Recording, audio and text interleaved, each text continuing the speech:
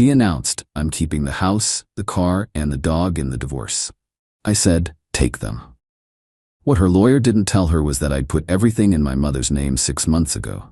The judge's face when he read the deed was priceless. Original post. I, 52 male, am sitting here with a beer, still processing what went down in court today. My soon-to-be ex-wife, Vanessa, 49, thought she had me backed into a corner. Spoiler, she didn't. We've been married 11 years, second marriage for both of us. No kids together. I have 2 grown daughters from my first marriage. She has a son who's 26 and hasn't spoken to either of us in years. 6 months ago, things got weird. Vanessa started working late constantly. Her book club met 3 times a week. She password protected her phone for the first time ever. Classic signs, right? But honestly, I was too tired to care much. My construction business keeps me busy, and after 11 years, I figured we just drifted. Then came the text, middle of a Tuesday. I was on a job site. "Vanessa, don't bother coming home tonight. Stay at a hotel. I need space." Me, "What's going on?" Vanessa, "I'll explain when I'm ready. Just give me the house for a few days." Weird, but whatever. Went to a motel. Cost me $89 a night.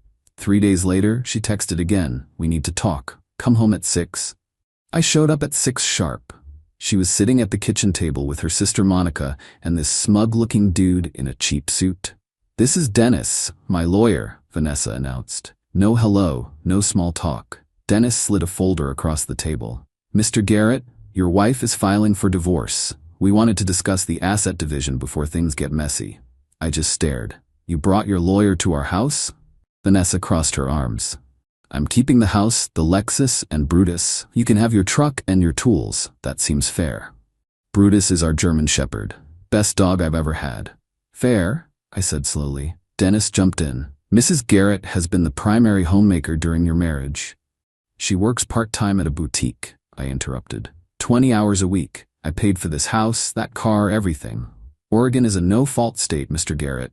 Assets acquired during marriage are typically divided equitably. "I know how it works," I said. Looked at Vanessa. "You seriously want to take everything?" She had this satisfied little smile. "I deserve it after putting up with you for 11 years.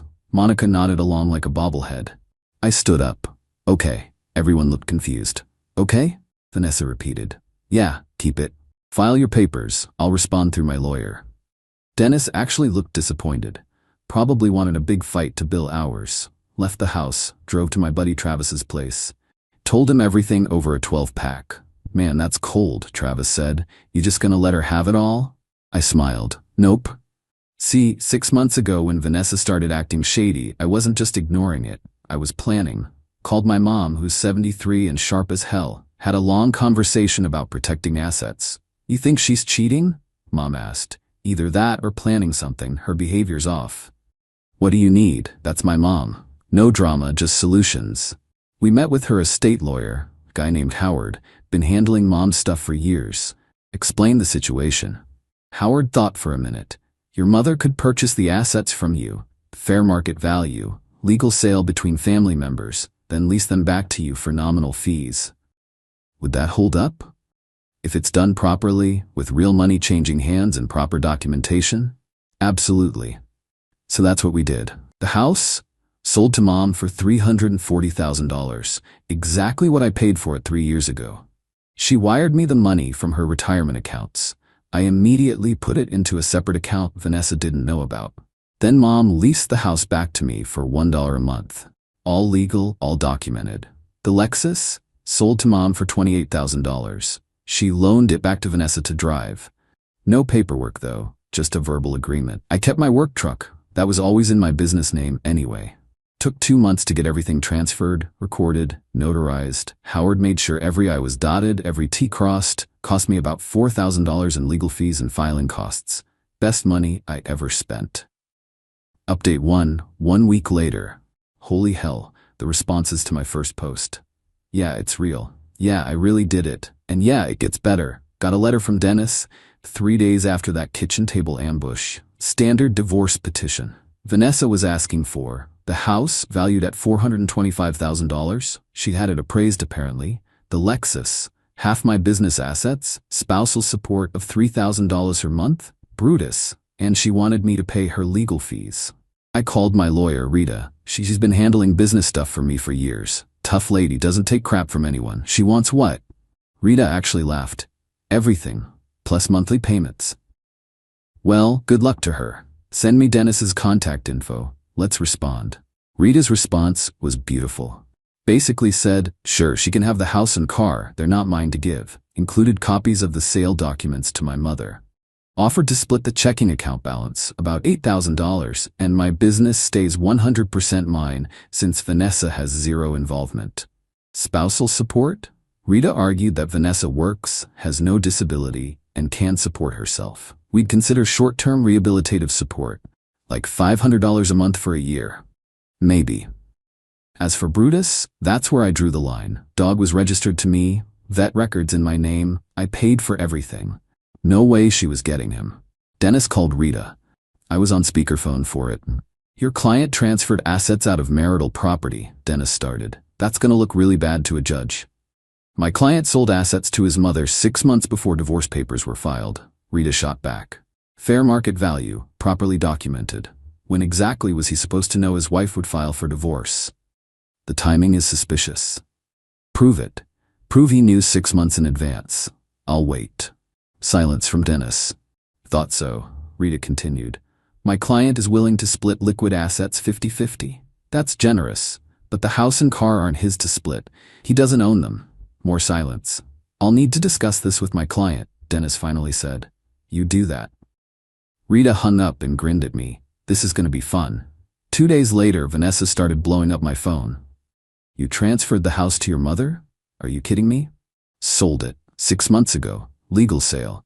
This is fraud. You can't just hide assets. I didn't hide anything. It's public record. You could have checked any time. My lawyer says we can challenge this. Your lawyer's welcome to try. She hung up, called back 10 minutes later. At least give me the car. I need it for work. Car belongs to my mom too, but tell you what, she was lending it to you before. She's willing to keep doing that until you get your own vehicle. Generous of her, honestly. This is unbelievable. You planned this. Yep. Hung up again. Then came the really fun part. Monica, Vanessa's sister, started messaging me on Facebook. Long rants about how I was a manipulative, controlling, abusive husband. How I'd trapped Vanessa. How she was going to make sure everyone knew what kind of person I was. Cool story, I replied.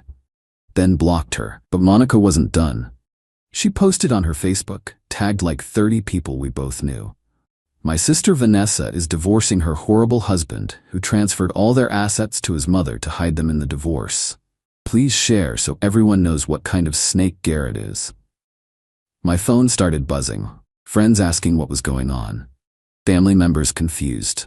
I made one post in response. For anyone wondering, I sold some assets to my mother 6 months ago in a legal transaction. Divorce was filed last week. Timeline speaks for itself.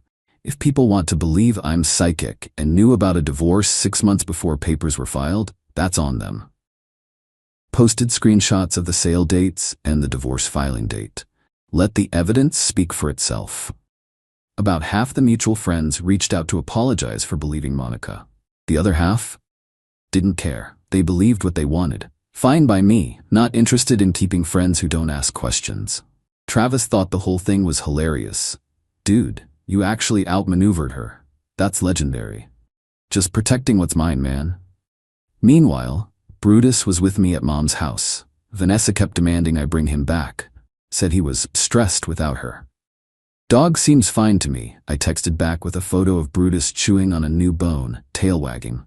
She didn't respond to that. Update 2. 3 weeks later, Vanessa went nuclear. Like, absolutely unhinged. First, she tried to get back into the house. My house, well, Mom's house, whatever. I'd already changed the locks after that lawyer meeting. Seemed obvious she might try something. Sure enough, 2 a.m. on a Saturday, my phone rings. It's the alarm company. Mr. Garrett, we have a breach at your residence. Police are being dispatched. Jumped in my truck, headed over. Cops were already there when I arrived. And there's Vanessa, standing in the driveway, mascara running, yelling at the officers. This is my house. He can't lock me out of my house. Officer looked at me. You the homeowner, sir? My mother is. I'm the legal tenant. She's my soon-to-be ex-wife who hasn't lived here in 3 weeks. Showed them the lease agreement and Mom's deed. The cop nodded. Ma'am, you need to leave the property. I live here. Not according to these documents. She tried to argue more, but they shut her down, threatened to arrest her for trespassing if she didn't leave. She finally left, screaming about how this wasn't over. Called Mom the next morning to update her. Good Lord, Mom said. She's really lost it. Yeah, thanks again for buying the house. Worth every penny. That's what mothers are for, honey. Next came the workplace drama. I run a mid-sized construction company, about 15 employees, good contracts, steady income. I'm on job sites most days, in the office the rest. Got a call from my office manager, Denise. Boss, there's a woman here demanding to see the books. Says she's your wife. Tell her she can make an appointment with Rita, my lawyer. She has no right to company records. Vanessa apparently made a scene. Told Denise I was hiding money. Demanded to see profit and loss statements. Denise, bless her, called the cops. Vanessa left before they arrived. But then I got a letter from the Oregon Department of Revenue. Someone had reported my business for potential tax fraud. Anonymous tip. Required me to undergo an audit. Gee, I wonder who could have done that. Called my accountant, Donald. We clean? Garrett, I've done your books for 8 years. You're cleaner than a hospital. This is harassment. I know. Can you handle the audit? Already on it. We'll be fine.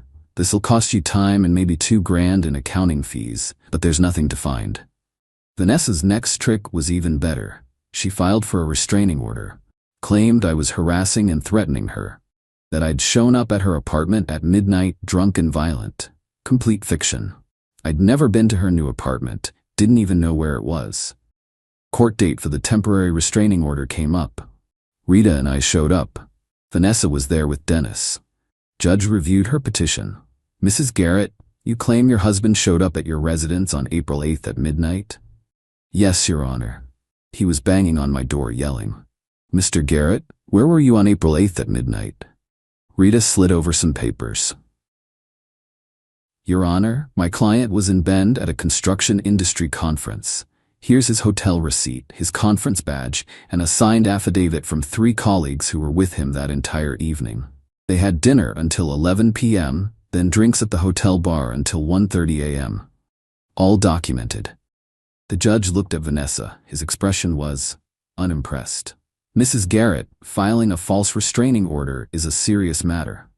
I must have gotten confused about the date. Confused. The judge didn't sound like he believed her. Petition denied. Court will note the attempted filing for the divorce proceedings. Outside the courthouse, Vanessa and Monica cornered me in the parking lot. You smug jerk, Monica hissed. You think you're so smart. Honestly? Yeah, kinda. Vanessa deserves that house. She picked out the countertops. She planted the garden. She can buy her own house with her own money. Novel concept. Vanessa jumped in. The judge is gonna see through this. You'll have to give me half of everything. Half of what, Vanessa? I don't own a house. I don't own that Lexus. I've got my truck, my tools, and my business. Pick which half of the truck you want, I guess. Dennis pulled up in his Kia. Ladies, let's not engage. They left. I sat in my truck for a minute. Hands were shaking. Not from fear, from anger. The restraining order thing crossed a line. Could have screwed up my contractor's licenses, my reputation. Rita noticed. You okay? Yeah, just pissed. Good. Channel that. Discoveries next week. Let's bury her. Update 3, court day. 6 weeks after Vanessa's lawyer ambush, we had the first real court date. Not the final hearing, just preliminary stuff. Asset division, temporary support, all that. Got to the courthouse at 8:30 a.m. Rita was already there, looking sharp in a Navy suit. Howard was there too, Mom's lawyer. He was prepared to testify about the asset sale if needed. Vanessa showed up 10 minutes late with Dennis. She was dressed like she was going to a funeral. Black dress, minimal makeup, playing the victim card hard. We went before Judge Pacheco. He's been a family court judge for 20 years. Seen everything, has no patience for games. Dennis started strong. Laid out Vanessa's position that I'd fraudulently transferred assets to avoid splitting them. That she was entitled to half the value of the house and car. That she needed $3,000 monthly support because she'd given up career opportunities to support my business. Total lie. She'd worked at the same boutique part-time for 9 years by choice. Rita let him finish. Then she stood up. Your Honor, I have several exhibits. First, the deed showing my client purchased the residence 3 years ago, solely in his name. Oregon is not a community property state. Second, the bill of sale showing he sold said residence to his mother 6 months ago for fair market value. Third, bank records showing the funds transfer. Fourth, the lease agreement between my client and his mother for said residence. All legal, all documented, all months before any divorce filing. She slid the stack across to the judge. He started reading. And the vehicle? Judge Pacheco asked. Same situation, Your Honor. Sold to his mother, fair market value, properly titled. Mrs. Garrett has been driving it since as a courtesy from his mother, but it's not a marital asset. Dennis jumped in. Your Honor, the timing is clearly suspicious. Suspicious isn't illegal, counselor, the judge said mildly, unless you have evidence Mr. Garrett knew about an impending divorce 6 months ago. The marriage was clearly troubled. Was your client planning to file 6 months ago? Dennis hesitated. Well, no. Then how would Mr. Garrett have known? The judge flipped through more pages. These documents look proper. Sale prices appear to be fair market value, not artificially low. This wasn't a gift or a sham transfer. He looked at Vanessa. Mrs. Garrett, did you know about these sales when they occurred? Vanessa glanced at Dennis. I knew his mother was helping him with something. I didn't know what. Did you ask? No. Did you review any financial documents in the past 6 months? I trusted him to handle it. Judge Pacheco made a note. So you were aware he was conducting financial transactions with his mother, but chose not to inquire about the details. That's not fraud, Mrs. Garrett. That's you not paying attention to your own finances. Dennis tried to recover. Your Honor, regardless of the asset situation, Mrs. Garrett still needs spousal support. On what basis? She's 49, healthy, employed. What prevents her from increasing her work hours? She was the primary homemaker? For 11 years? The judge looked skeptical. She works 20 hours a week and they have no minor children. What exactly was she maintaining? Vanessa's face was red. Monica, sitting in the gallery, looked ready to explode. Rita spoke up. Your Honor, my client is willing to offer rehabilitative spousal support. $600 a month for 1 year. That's more than fair given Mrs. Garrett's employment and earning capacity. And assets. Split the joint checking account, currently $8,200. Each party keeps their own vehicles. She has a leased Lexus she's driving, he has his work truck. His business remains his sole property as she has no involvement in it. He keeps the dog as he's the registered owner. Your Honor, my client should get the house value, Dennis started. Counselor, I've reviewed these documents. The house isn't a marital asset. It belongs to Mr. Garrett's mother. Unless you have evidence this was a fraudulent transfer, and I mean actual evidence, not speculation, I'm not awarding your client something that doesn't belong to her husband. Judge Pacheco looked back at his papers. Then he actually smiled. Just a little. This is actually pretty clever, Mr. Garrett. Unorthodox but legal. You saw trouble coming and protected yourself within the law. Your wife is learning an expensive lesson about paying attention to family finances. He made his ruling. Joint account split 50-50. I keep Brutus. No house, no car awarded to Vanessa since they're not mine. Spousal support set at $600 a month for 12 months. Each party pays their own legal fees. Dennis tried to object. Your Honor, this leaves my client with almost nothing. Your client has a job, a vehicle to drive, and $40s and $100 from the checking account, plus temporary support. She'll be fine. This is what happens when you assume assets will just be there when you need them. Petition granted as modified. Next case. We stood. Vanessa was crying. Not sad crying, angry crying. Outside the courtroom, Monica went off. This is bullshit. That judge is corrupt. We're appealing. Dennis looked tired. Mrs. Garrett, I advised you when we started that these asset transfers might be legally sound. You said we could fight it. I said we could try. There's a difference. Vanessa turned on me. You planned this. You planned all of this. Yep, you manipulative bastard. Nope, just a guy who saw his wife acting shady and decided to protect himself. Worked out pretty well. Rita guided me away before things escalated. In her car, I finally let myself relax. That went better than expected, I said. Judge Pacheco doesn't tolerate nonsense. He could tell what she was trying to do. Think they'll appeal? They can try. Won't go anywhere. The asset transfers are solid. Called Mom on the way home. Hey, we won. Of course you did, honey. That house is mine, bought and paid for. Thanks, Mom, for everything. Come over for dinner Sunday. Bring Brutus. Will do. Update 4. The aftermath. Divorce was finalized 8 weeks later. Standard cooling off period, then the final paperwork. Vanessa didn't show up to the final hearing. Dennis appeared alone and confirmed she accepted the terms. Judge Pacheco signed off. Just like that, 11 years done. Rita shook my hand outside. Pleasure working with you, Garrett. You made my job easy. By being paranoid 6 months early? By being smart. Wish more clients were like you. The spousal support kicked in. $600 a month, auto-deposited. Fine. 12 payments total. I could handle that. Vanessa moved 2 hours away about a month after the divorce finalized. Heard through mutual friends she was living with some guy she'd met online. Guess that explained the book club. Monica blocked me on all social media. No loss there. The interesting part came 3 months post-divorce. Got a call from Mom's lawyer, Howard. Garrett, I need to discuss something. Your mother wants to sell the house back to you. Really? Her retirement portfolio took a hit with the market. She wants to move some assets around. She'll sell it to you for what she paid, $340,000. You already have the cash, since that's what you originally paid her. That works. Tell her I'll buy it. So Mom sold me my house back. Transfer took 2 weeks. $340,000 from my separate account to hers. House went back in my name. Market value by then? About $460,000. I basically parked my money in Mom's name, she used it for her own investments, and I bought back an asset that had appreciated. And there was nothing Vanessa could do about it because the divorce was final.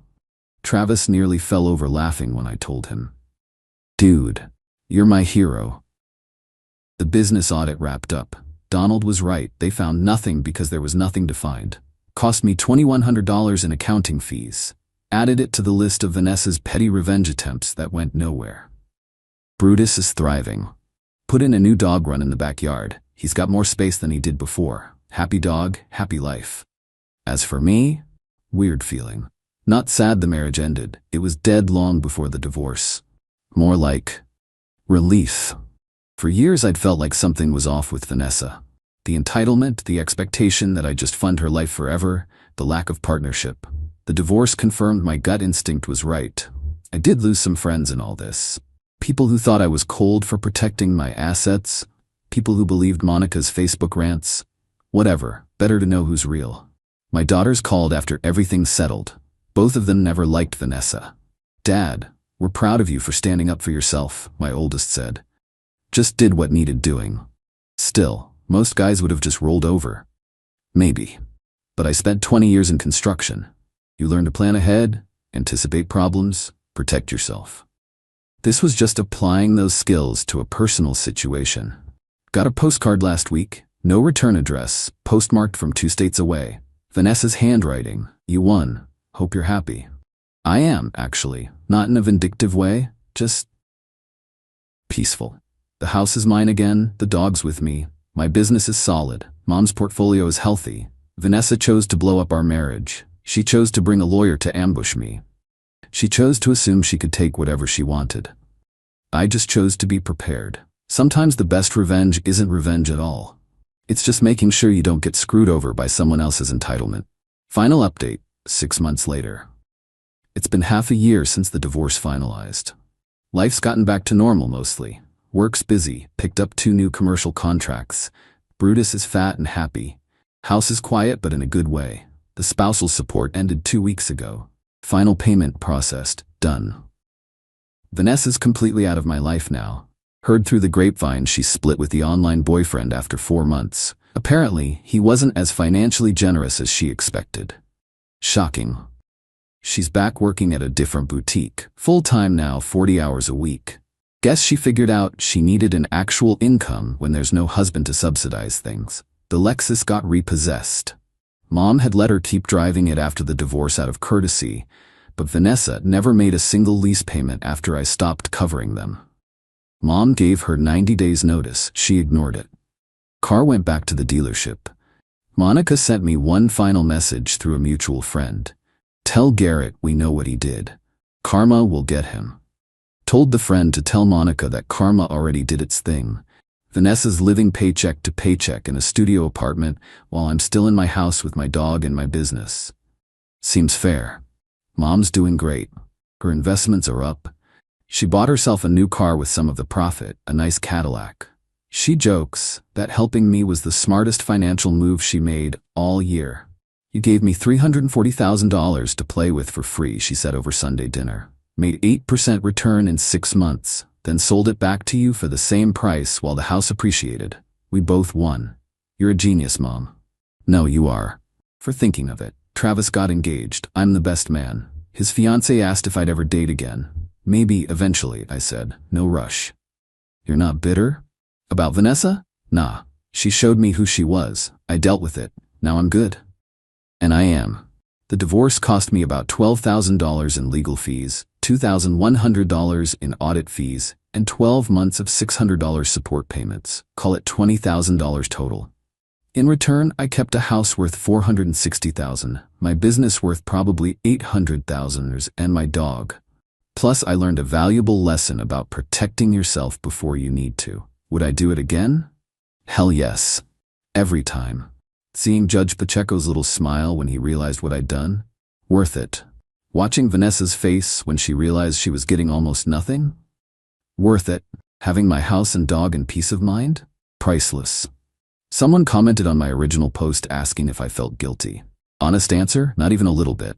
I didn't cheat, I didn't lie, I didn't break any laws. I just made smart legal moves to protect what I'd worked for. Vanessa gambled that I'd roll over. She lost. And yeah, I'm happy about that. Life's good now. Business is growing.